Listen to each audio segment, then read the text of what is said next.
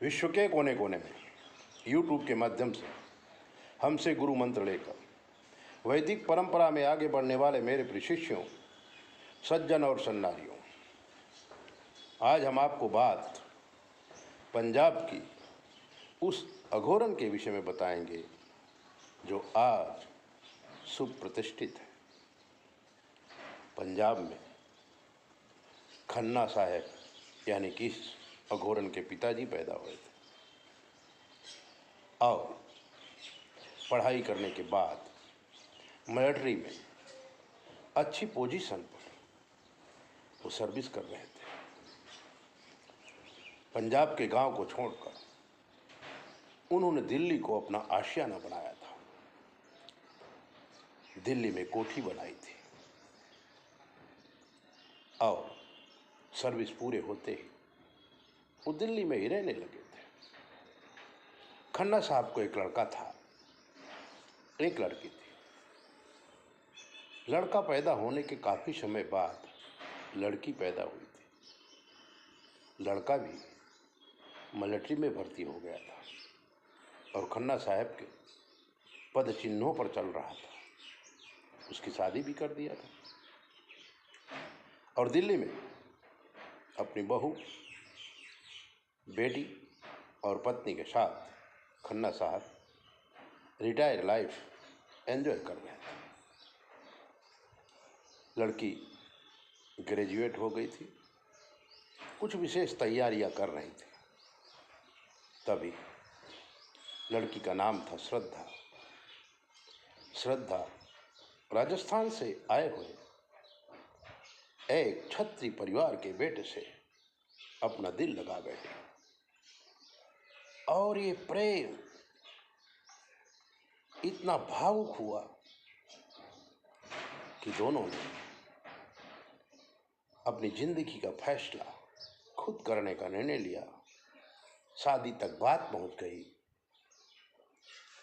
खन्ना साहब को भी कोई प्रॉब्लम नहीं थी। लड़का खन्ना साहब की कोठी में भी आने लगा। दोनों का प्यार जब बढ़ रहा था तभी लड़का जो सुधीर चौहान राजस्थान से आया था, उसके परिवार को भी भनक लगी कि इतना अच्छा लड़का शादी करके कहीं बिगड़ न जाए, समाज में हमारी इज्जत क्या रहेगी। अच्छे अच्छे परिवार की लड़कियां सुधीर चौहान के पिताजी के पास आते थे। पिताजी यही कहते थे, पढ़ाई पूरी होने के बाद ही मैं शादी करूंगा। लेकिन सपना टूटा था। सुधीर चौहान अपने गांव गया था और गांव जाने के बाद उसने अपने माता पिता की आज्ञा का पालन करते हुए श्रद्धा को फोन किया था। श्रद्धा, तुम्हारा और हमारा मिलन मुश्किल है। बेहतर यही होगा कि तुम अपना रास्ता अपनाओ और मैं अपना रास्ता देखूं। श्रद्धा पागलों की तरह विह्वल हो गई थी। उसने कई बार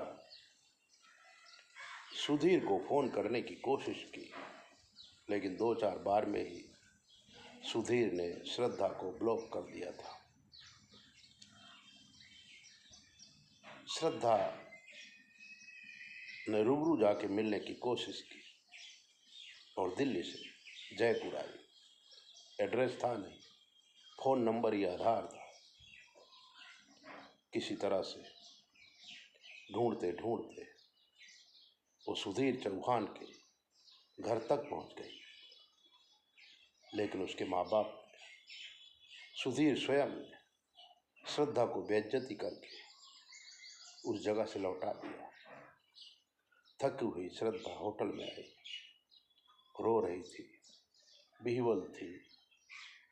क्या करूं, कैसे करूं। तभी यूट्यूब में उसने हमें देखा था और हमने कई बातें यूट्यूब में रखी हुई है। उसको हम पे श्रद्धा हुई, उसने हमें फ़ोन लगाया और कहा, गुरुजी मैं आपको मिलने के लिए अहमदाबाद आ रहे हैं। उस समय हम सबको मिलते थे, क्योंकि हमारा काम ही था ज्योतिष, कर्मकांड, प्रवचन, पब्लिक रिलेशन में हम काफ़ी रहते थे। बॉम्बे भी जाते थे।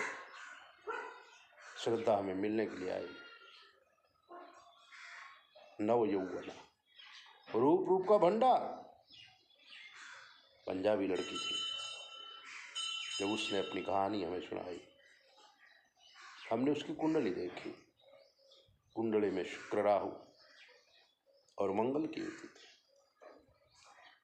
श्रद्धा के घर में कुछ पूर्व जन्म के कर्मों से संचित पापक ग्रह भी बैठे हुए थे। किसी भी प्रकार से इस लड़की को पति का सुख मिलना असंभव था, लेकिन ज्योतिष शास्त्र विधि विधान बताया गया, अनुष्ठान बताए गए, जिसके द्वारा हम अपने ग्रहों को शांत कर सकते हैं। हमने श्रद्धा को बिठा के यज्ञ किया था, निवारण किया था, उसको मंत्र दिया था और कहा था, दिल्ली वापस जाओ और इस मंत्र का जाप किया करो। श्रद्धा ने कहा, मैंने घर में मना कर दिया, अब मैं घर नहीं जाऊंगी और अब किसी पुरुष से शादी भी नहीं करूंगी। मैं आध्यात्म मार्ग में जाना चाहती हूँ गुरुजी। मुझे कोई ऐसा गुरु बताओ जो मुझे आध्यात्म मार्ग में प्रवेश करा सके। तो बनारस में हमारे साथ पढ़ने वाले एक अघोरी, जो इस समय जूनागढ़ में रहते हैं और अघोर विद्या के द्वारा अनेक प्रकार की सिद्धियां उनके पास हैं। पढ़ाई पूरे होने के बाद वो अघोरी बन गए थे और हम अपने संसार में प्रवेश करके शास्त्री बन गए थे। लेकिन किसी न किसी रूप में हम एक दूसरे से जुड़े रहते थे। अगर उन्हें कुछ अनुभूति होती थी तो हमें बताते थे, हमें कुछ अनुभूति होती थी तो हम उन्हें बताते थे। हमने उनका एड्रेस दे करके श्रद्धा को जूनागढ़ भेजा था। फ़ोन पे उनसे बात भी की थी।